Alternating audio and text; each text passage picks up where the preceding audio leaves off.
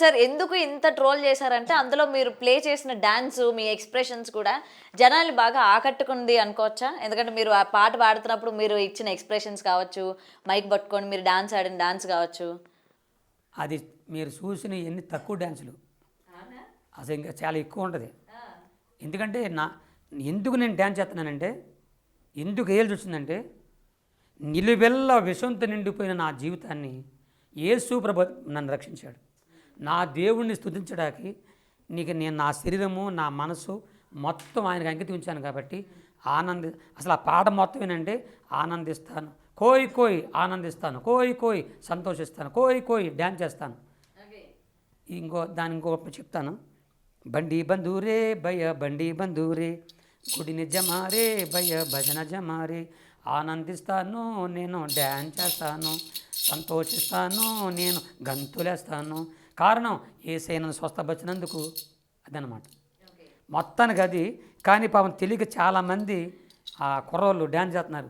నాకేంటంటే అయ్యి అంటారు బాబు చేసుకోండి, నా ప్రభుని శుద్ధిస్తున్నారని చెప్పి ప్రపంచమంతా ప్రభుని శుద్ధిస్తున్నారు.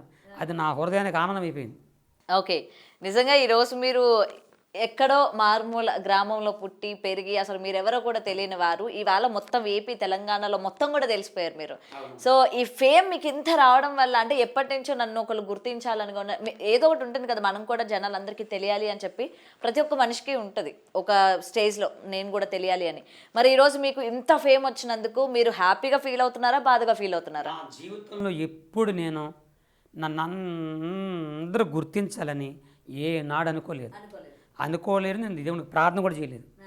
నేను అనుకుంది ఏంటంటే, నీ సాక్షిగా నా జీవితంలో నీ సేవ చేసుకుంటూ నేను చనిపోవాలంతే. నీ సేవ తప్ప నాకు వేరే పని వద్దు. ఇంకోటి మీరు అంతరించిపోతుందన్న భాష కూడా ఇవాళ మళ్ళీ అందరి నోట పలికించారు కదా.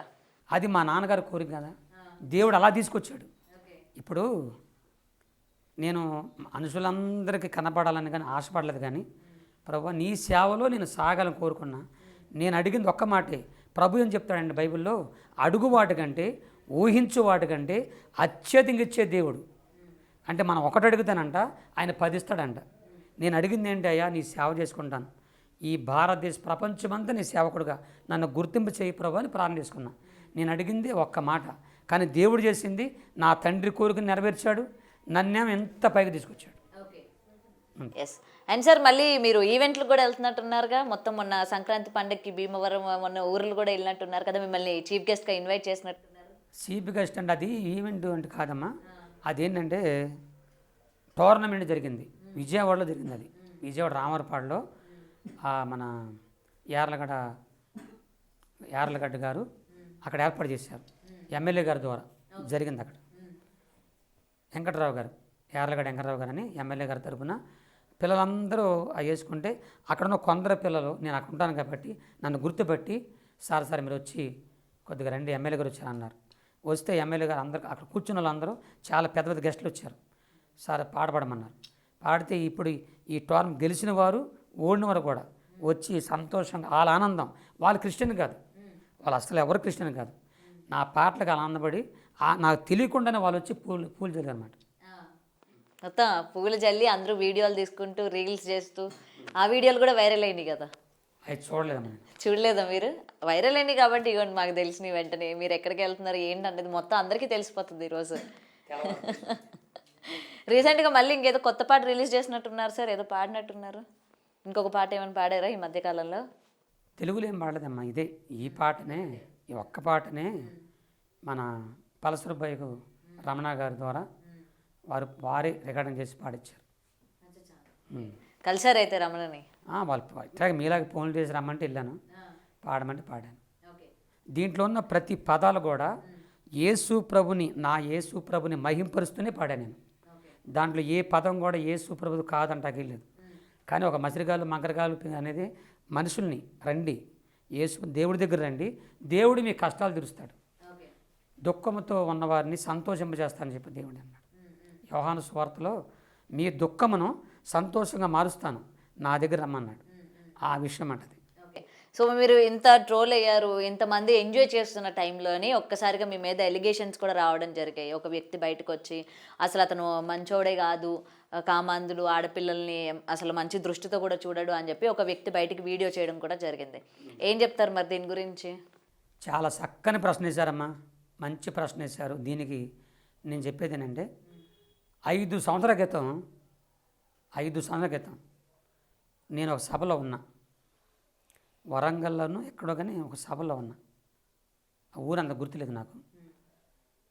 ఒక వ్యక్తి నా దగ్గరికి వచ్చి నాకు చెప్పాడు, అయ్యా నీవు చాలా ఫేమస్ అవుతున్నావు, అంటే మీటింగ్ల వల్ల, ఈ సభలో వల్ల చాలా ఫేమస్ అవుతున్నావు కాబట్టి ఇక్కడ ఒక ఆయన ఉన్నాడు హైదరాబాద్లో, నీల్ రాజు అని ఆయన ఉన్నాడు. ఆయన నీ సాక్ష్యం విన్నాడు కాబట్టి నీ గురించి మంచిగా చెప్పాలనుకుంటున్నాడు. ఇది ఆయనకు ఒక యూట్యూబ్ ఛానల్ ఉంది, మంచిగా చెప్పాలనుకుంటున్నాడు. మంచిగా చెప్తాడంట. ఒక 3 లక్షలు ఇమ్మన్నాడు. 3 లక్షలు ఇస్తే నీ గురించి మంచి చెప్తాడంట. నువ్వు కానీ డబ్బులు ఇవ్వకపోతే నీ గురించి చెడు చెప్తాడంట. ఆయన చేసి నిన్నే కాదు చాలామందికి చెప్పాడు అలాగా. ఆయన అంటే చాలా హడలు, పాస్టర్లే భయపడిపోతారు ఆయన అంతే. నీల్ రాజు అంటేనే భయపడిపోతారు. అది ఈ వీడియోలు పెడతాడంట, వీడియోలు పెట్టేసి అందరిని భయపెడేస్తాడంట. నాకు అంతకుముందు ఆయన అసలు ఎవరో కూడా తెలియదు, నాకు ఆయన ఎవరో ఎక్కడ పుట్టాడో ఎవరు పుట్టాడో నాకు తెలియదు. నేను అన్నానండి పేదవాడు, నేను ఇలాగ మీటింగ్లకు వచ్చి దేవుడు నాకు ఇచ్చి తిని బతికేవాడిని, నేను అంత డబ్బులు ఇవ్వలేనండి, నా వల్ల కాదన్న. అయితే నీ గురించి చెడుగు పెడతాడు అన్నాడు. సరే చేసుకునేమండి, నా దేవుడు నా పక్షాన ఉన్నాడు. కాదండి ఆయన పక్కన పోలీసు వారు ఉన్నారు, ఇదేంటి రాజకీయ నాయకులు ఉన్నారంట, ఆయన పక్కన చాలామంది పెద్దలు ఉన్నారు కాబట్టి మిమ్మల్ని సేవలోకి రానియకుండా, అసలు సేవ చేయనీయకుండా మిమ్మల్ని తొక్కేస్తాడంట అని ఎన్నెన్నో చెప్పి వచ్చారు.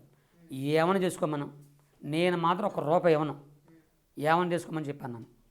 అయితే ఆయన చేసే తెలుగుగల పని అయితే కొంతమంది ఫోన్ల ద్వారా కూడా చెప్పారు. ఆ ఫోన్ రికార్డు కూడా ఉంది, అది మా పెద్దలకి నేను చూపిస్తాను, నాకంటూ మా గురువులు ఉన్నారు, వారి తర్వాత నేను చెప్పుకుంటాను. అయితే ఫోన్ల ద్వారా రికార్డింగ్ చేసి ఈయన ఫోన్లో మాట్లాడాడు. ఇట్లా ఆయనకు ఒక బ్యాచ్ ఉందన్నమాట, వాళ్ళు మాట్లాడతారన్నమాట. ఎందుకు ఫోన్లో మాట్లాడితే రికార్డింగ్ చేస్తాం కదా అని చెప్పి, సరే నేను మీరు చేసుకోమన్నా. అప్పటికే 2-3 వీడియోలు నా గురించి పెట్టేశాడు, చెడుగానే పెట్టాడు, చాలా చెడుగా పెట్టాడు. అవి నా బంధువులు చూశారు, నా భార్య పిల్లలు ఏడిశారు. ఇదేంటి ఇలాగా, ఆయన అసలు ఎవరో మన కులస్తుడా, మనకేమైనా పుట్టినవాడా, మన కులస్తుడు కాదు కదా.